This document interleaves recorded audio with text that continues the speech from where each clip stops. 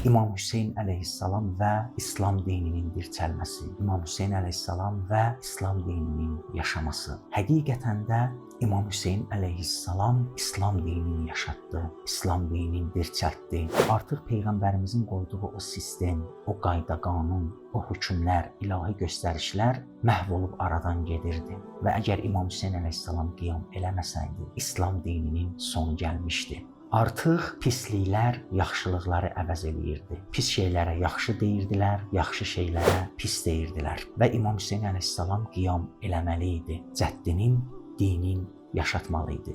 Gəlin gedək əziz ustadımızın mövzumuzla bağlı çıxışına qulaq asaq.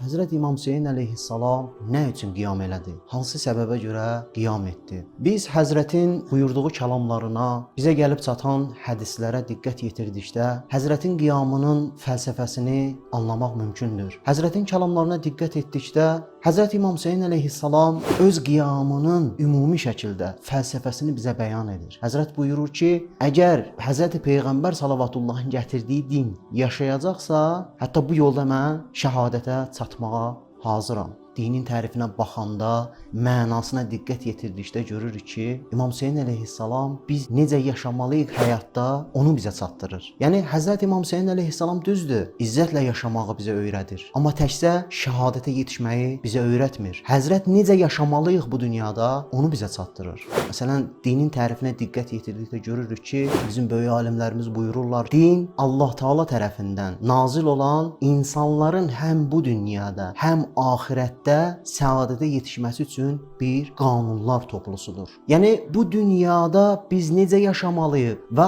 Allahın insanların yaranışındakı hədəfə çatmaq üçün necə yaşamalıyıq, onu bizə öyrədir. İmam Hüseyn əleyhissalam dinin yaşaması üçün, dinin qalması üçün qiyam etdi və şəhadətə yetişdi. Yəni İmam Hüseyn əleyhissalam bizim yaşamağımız üçün, düzgün yaşamağımız üçün, Həzrət Peyğəmbərin dininin qalması üçün qiyam etdi.